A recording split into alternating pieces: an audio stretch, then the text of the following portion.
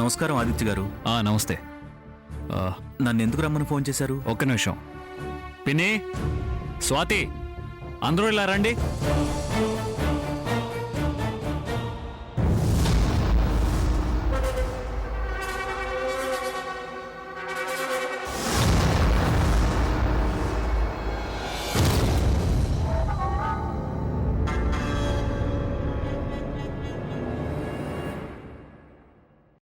బావేంటి ప్రత్యేకంగా పిన్ని అని పిలుస్తున్నాడు?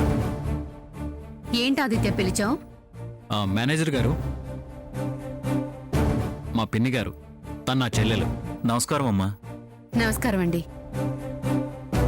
మేనేజర్ గారు, నేను మిమ్మల్ని పిలిచింది ఎందుకంటే నేను, దీప్తి, స్వాతి ఒక తండ్రి రక్తం పంచుకు పుట్టిన వాళ్ళమే.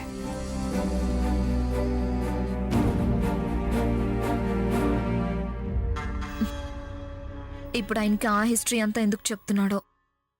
నా చెల్లెలు దీప్తికి నేను ఎంతైతే ఆస్తి ఇచ్చానో అంతే ఆస్తి స్వాతి పేరున ఉండాలి.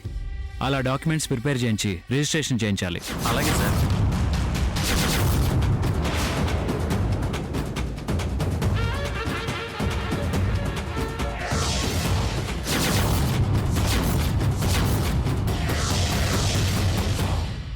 మేనేజర్ గారు, నాకన్నా కొంచెం ఎక్కువే కానీ తక్కువ కాకూడదు.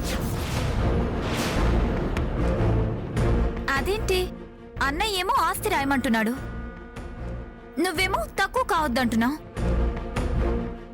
అసలు నా పేరున ఆస్తి రాయడం ఎందుకు? వద్దన్నయ్య, మేము ఆస్తుల కోసం రాలేదు.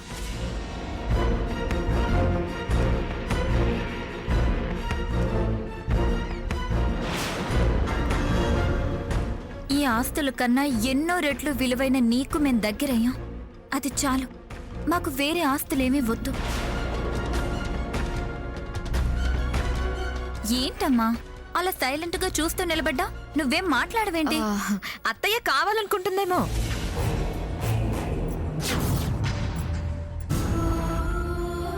నేనేం కోరుకోవడం లేదు.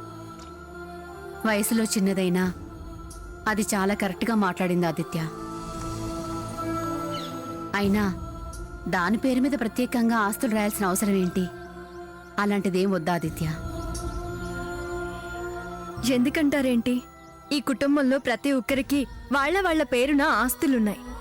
తను ఈ ఫ్యామిలీ మెంబరేగా, ఆస్తి లేకపోతే ఎలా? గొప్ప గొప్పోళ్ళు ఇన్కమ్ ట్యాక్స్ కోసం అలా రాస్తారు. శ్రావణ్,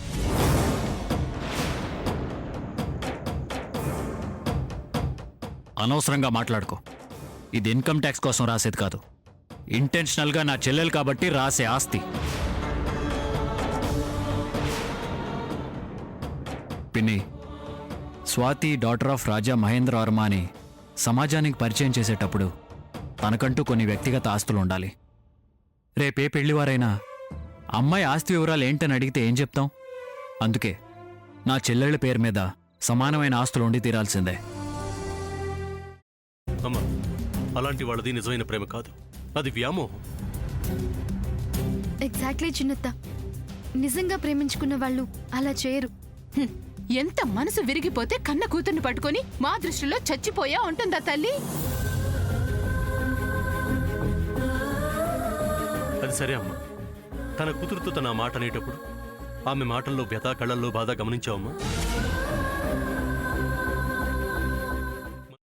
పెద్దబాబుకు బర్త్డే విషెస్ చెప్పు కూడా వెళ్ళాం కదా. ఊరికే ఎలా కాలిపోతుంది? మంట పెడితేనో పడితేనో తగలబడుతుంది.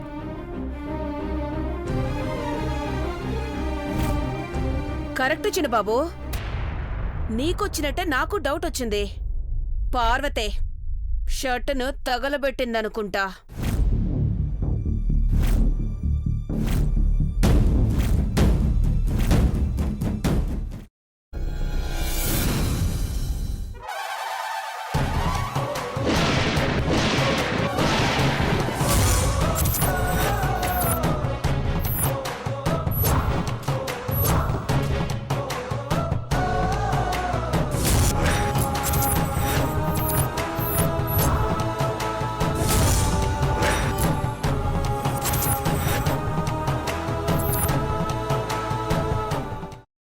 వేసుకున్న తర్వాత పొట్టు తీసేసి చాప్ చేసి పక్కన పెట్టుకోవాలి. ఒక ప్యాన్లో కొద్దిగా నూనె వేడి చేసి అందులో ఆవాలు, మినప్పప్పు, శనగపప్పు, కరివేపాకు, సన్నగా తరిగి పెట్టుకున్న ఉల్లిపాయలు వేసుకుని 1 నిమిషం పాటు వేయించుకోవాలి. ఆ తర్వాత కాల్చి కట్ చేసి పెట్టుకున్న వంకాయని కూడా అందులో వేసుకుని బాగా మిక్స్ చేసి బౌల్లోకి ట్రాన్స్ఫర్ చేసుకుని అందులో తగినంత చిక్కటి పెరుగు లేదా పల్చటి పెరుగు వేసుకుని మిక్స్ చేసి అన్నంతో కానివ్వండి, చపాతీతో కానివ్వండి సర్వ్ చేసినా చాలా బాగుంటుంది.